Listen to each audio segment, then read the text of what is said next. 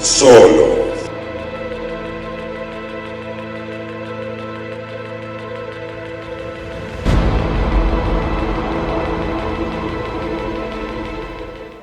Yo, salut à tous et bienvenue dans cette petite vidéo qui va être ce soir consacrée à Trap de M. Night Shyamalan. Alors, on avait déjà abordé Shyamalan là, il y a 2 ans avec Knock at the Cabin, donc qui était sympatoche, mais c'était pas non plus un truc de fou. Et donc il revient 2 ans après avec Trap. Et donc bon, vous connaissez le concept du film, hein, c'est un tueur en série qui se retrouve à un concert. Et en fait, dans ce concert, il va remarquer qu'il y a plein de flics partout. Et en fait, ils sont au courant que le tueur va être là ce soir, mais ils savent pas qui c'est. Ils vont essayer de le coincer. Donc, qu'est-ce que ça vaut ? C'est compliqué. C'est compliqué. C'est pas nul, mais c'est pas un truc de ouf non plus. Je dirais que c'est un film moyen. Et je suis un peu déçu de la part de Shyamalan là-dessus, parce que Shyamalan, normalement, il fait des films... Soit il fait des films incroyables, soit il fait des films un peu pourris. Et là, on est un peu au milieu. Un peu comme Knock at the Cabin, j'ai envie de dire. À la différence de Knock at the Cabin, il y a de la tension dans celui-là. Il y a de la tension... Mais le problème, c'est que, on va dire que le film est divisé en deux. Enfin, si vous avez regardé cette vidéo, c'est que vous avez vu le film. Donc vous savez que le film est divisé en deux. La première partie se passe lors du concert, la deuxième partie après. La première partie, malgré de grosses facilités scénaristiques, parce qu'il y en a, ouais, il faut le reconnaître, il y en a, la tension marche bien. La tension marche bien, et c'est dû à une chose toute bête au début du film, c'est que Shyamalan a été intelligent là-dessus, il s'est dit comment créer de l'empathie envers ce serial killer, déjà en ne montrant aucun de ses meurtres.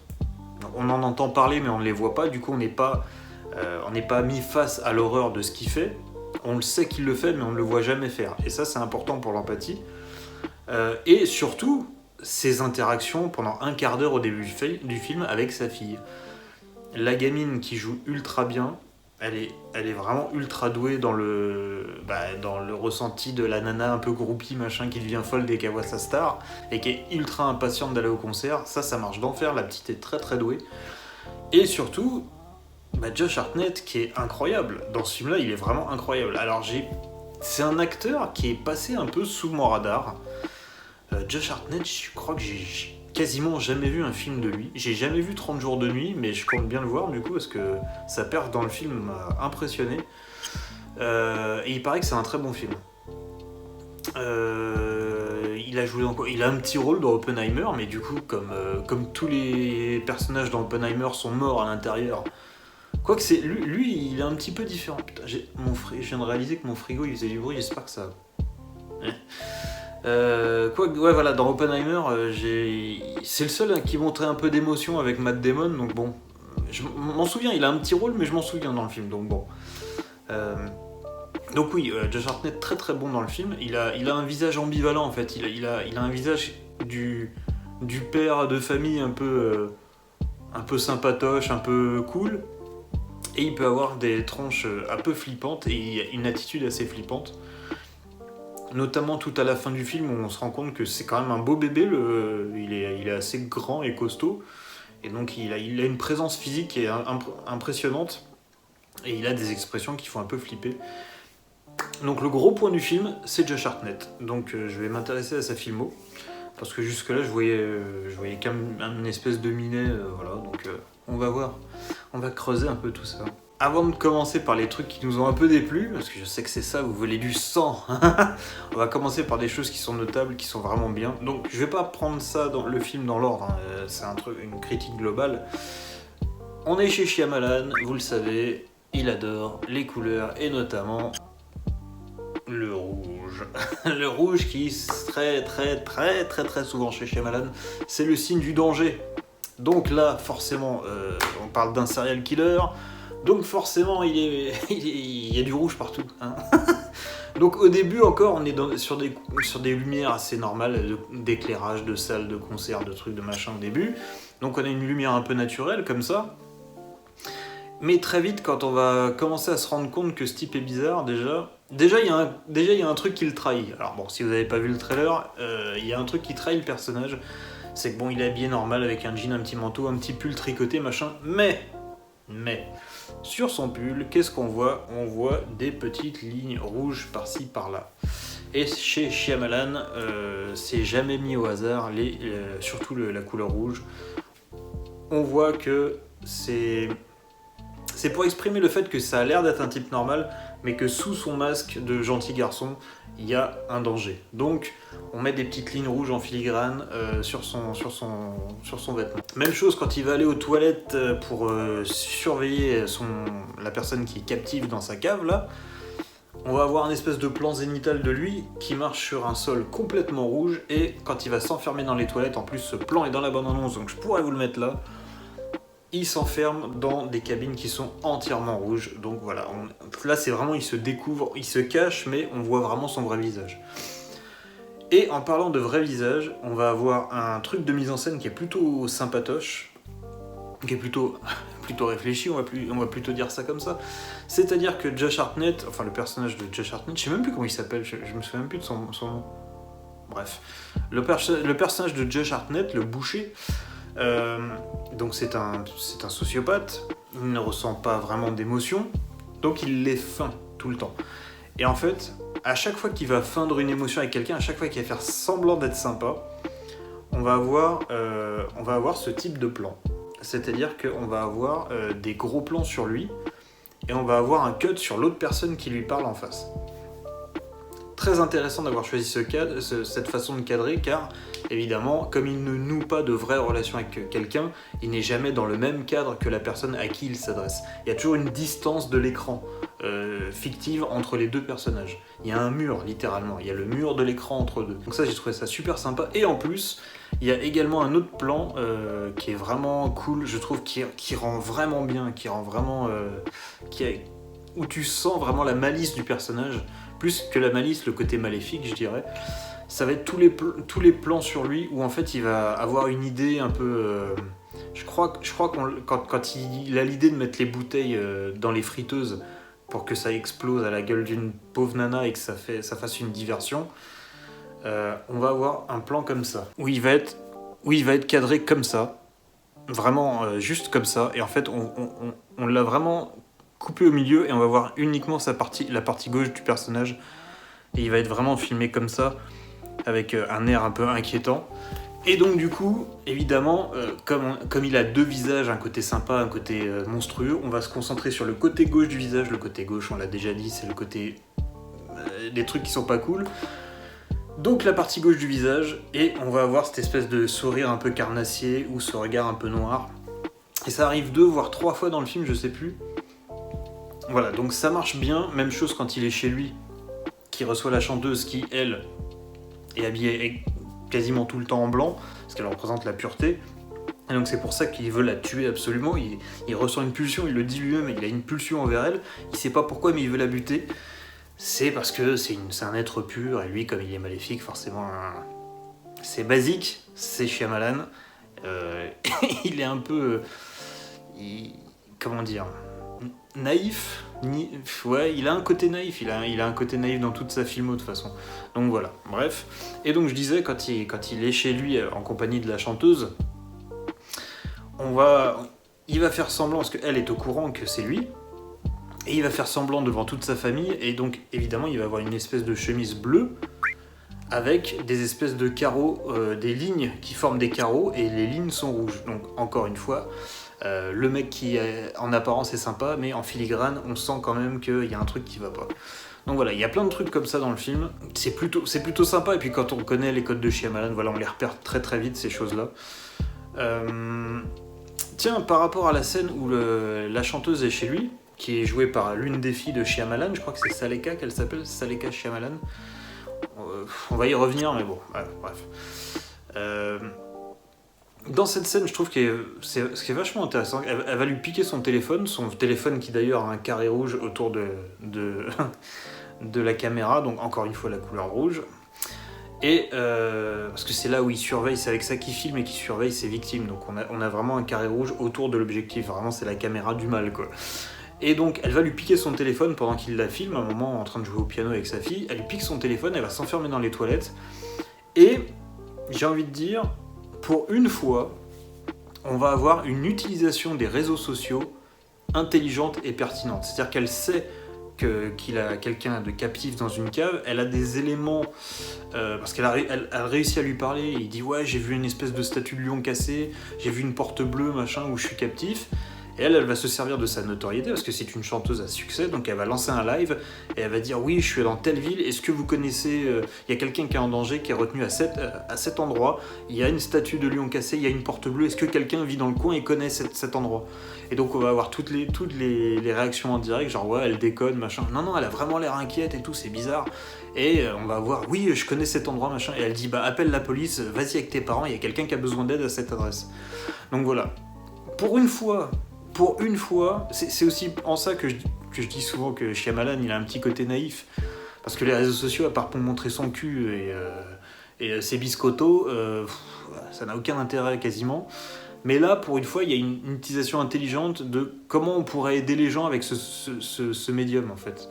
Voilà, donc moi, ça m'a plu, cette scène. En plus, elle est ultra tendue, parce qu'il y a l'autre qui essaie de défoncer la porte en attendant. Je trouve qu'elle marche bien. Je trouve qu'elle est intéressante, et encore une fois, l'utilisation des réseaux sociaux qui est plutôt sympa. Concernant Saleka, je crois que c'est Saleka qu'elle s'appelle, hein. Saleka Shyamalan. C'est compliqué parce que elle joue pas très bien, la pauvre. Elle joue pas très bien. C'est un peu méchant de dire ça, mais j'ai coupé mon ventilateur, j'en peux plus. Putain, il fait 150 000 degrés, j'en peux plus. J'ai la LED sur moi, j'ai toutes les fenêtres qui sont fermées, j'en peux plus, pardon. Donc elle joue pas très très bien. Et il y a une scène, vraiment, moi j'ai pouffé un peu de rire dans la salle, c'est la scène où elle essaye sa psychologie de comptoir sur lui dans la voiture, où elle a des infos par rapport à la profileuse qui suit l'affaire. Comme le piège a été fait dans sa salle de concert, la police lui a donné des informations sur le boucher. Et elle lui dit qu'il a probablement des problèmes avec sa mère non résolus, machin, qu'elle le battait. Là.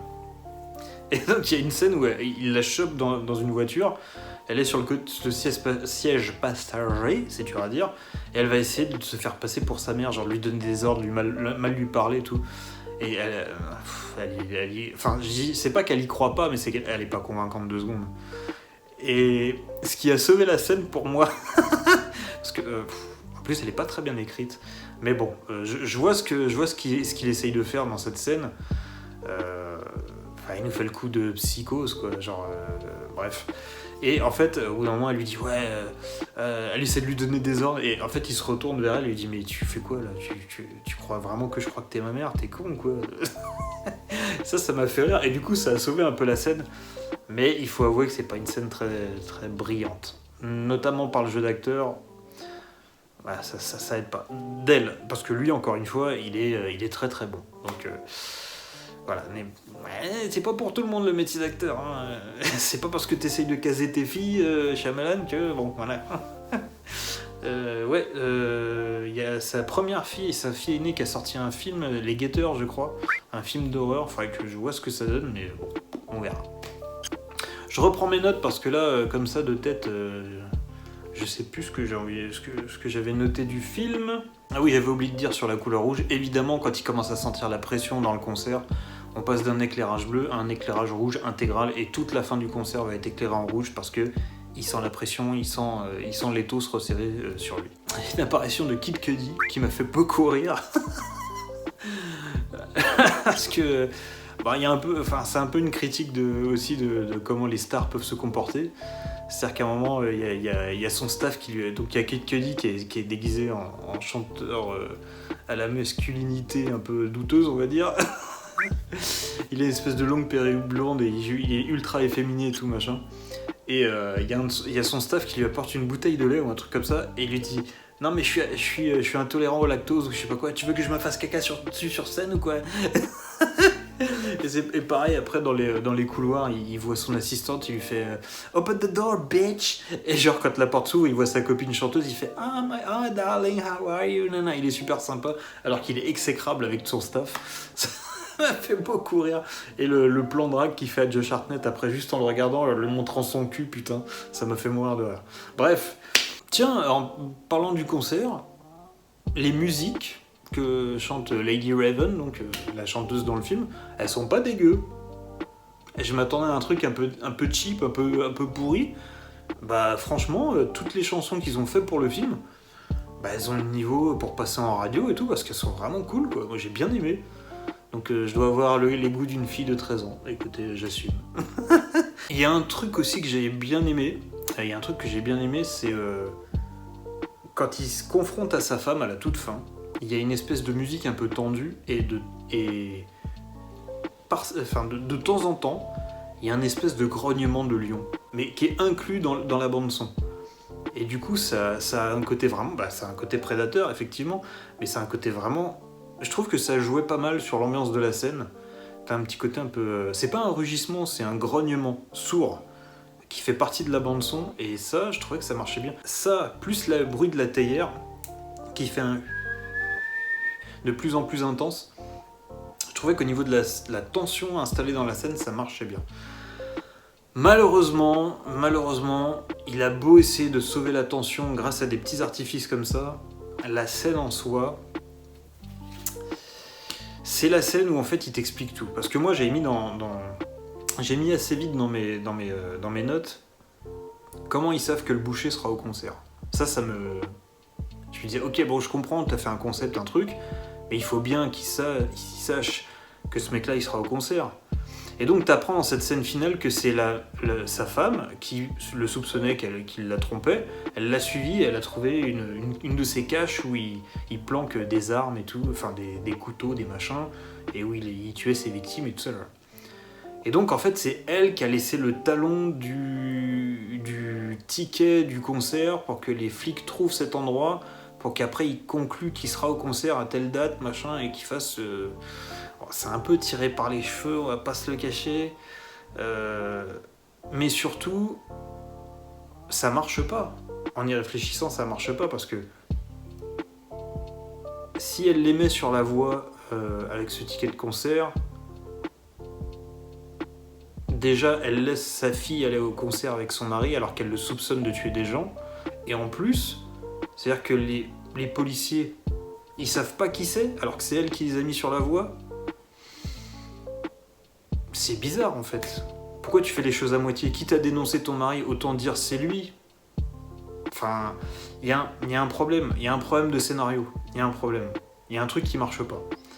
Je m'en étais pas rendu compte tout de suite en voyant le film, parce que bon, tu découvres le truc, tu dis ah oui d'accord, ok, ah d'accord c'est ça, c'est un peu décevant. Mais en réfléchissant, tu dis bah non, mais pourquoi en fait elle l'a pas juste dénoncé? Parce que c'est con en fait. C'est un peu con. Il y a ça, il y a aussi pas mal de... Bon, il y a des facilités scénaristiques même dans la première partie du concert. C'est-à-dire que t'as quand même bon. Encore une fois, je le dis, Shyamalan est très naïf. Donc en fait, quand il va faire des personnages bons, il va faire des personnages très bons, très humains, et il va faire des personnages très méchants. Voilà. Donc en fait, on a le vendeur de t-shirts, le Renoir qui est super cool, il est super marrant, qui va divulguer des informations au personnage de Josh Hartnett parce que c'est quelqu'un de candide. C'est quelqu'un qui...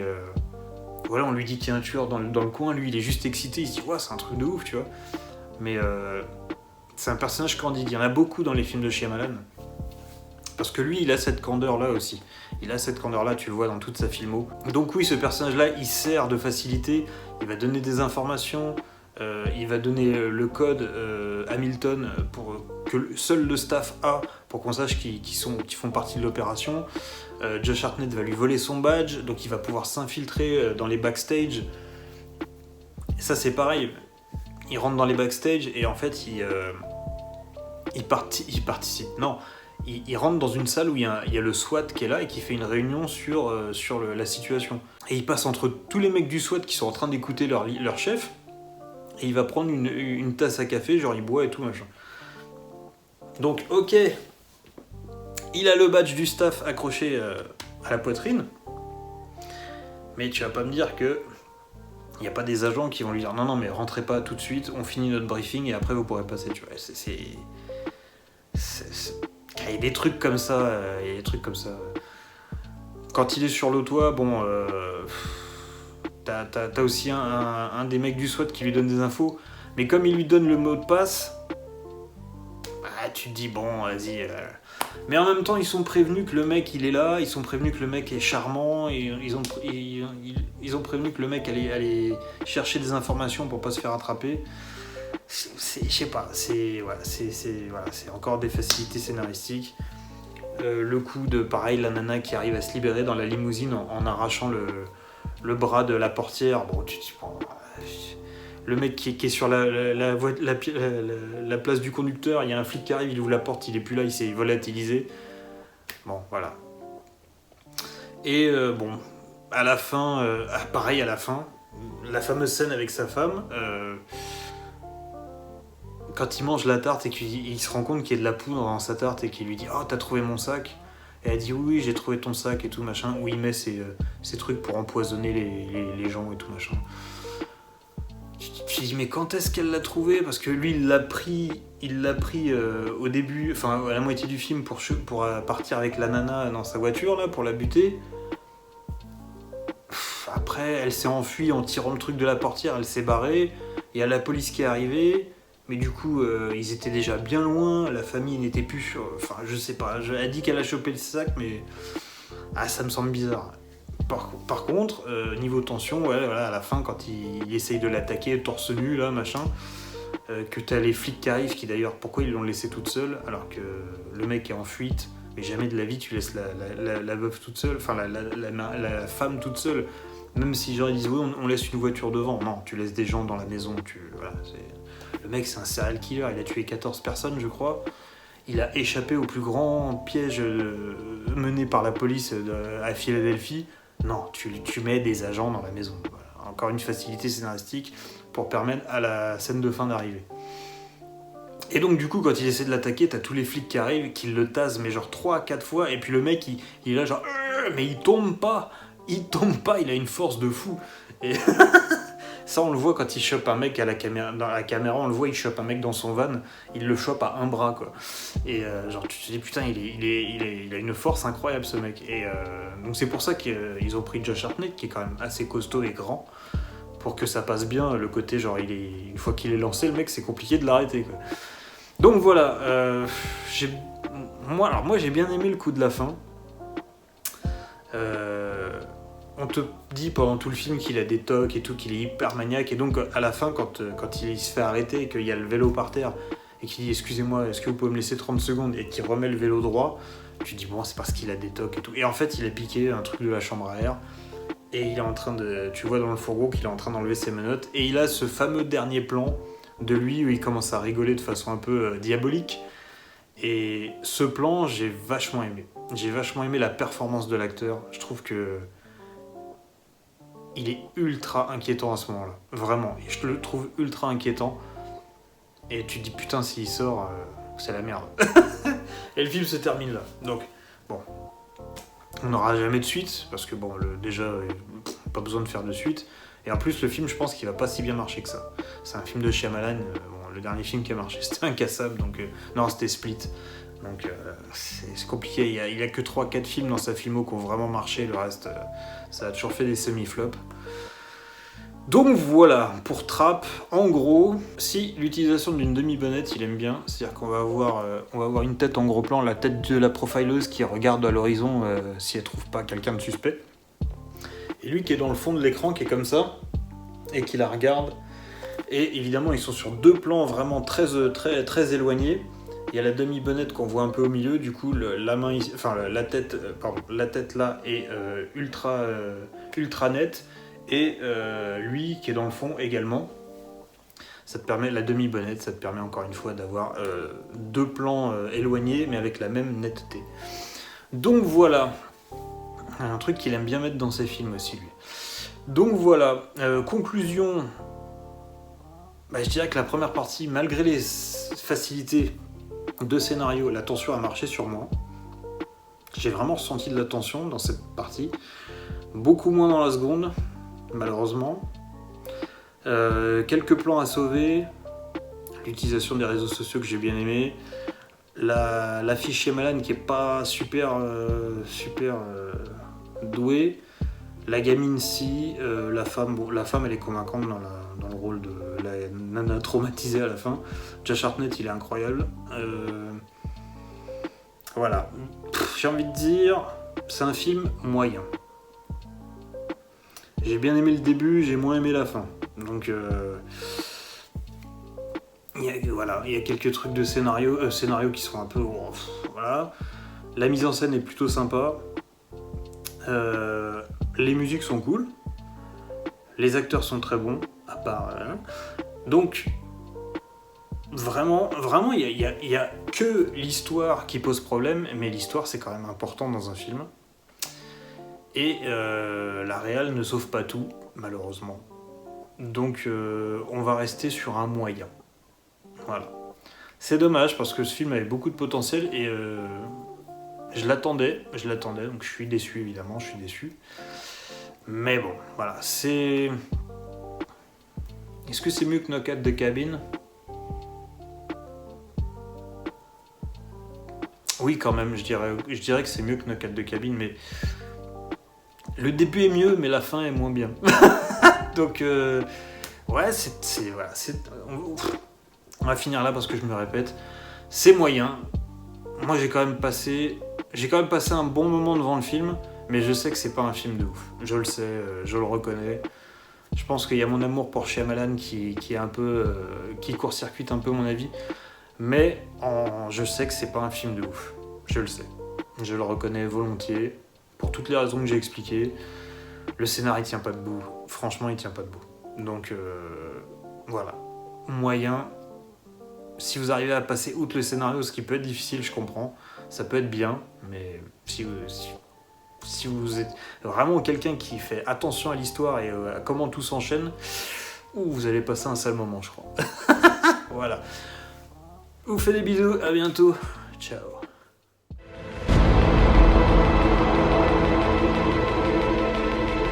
Solo.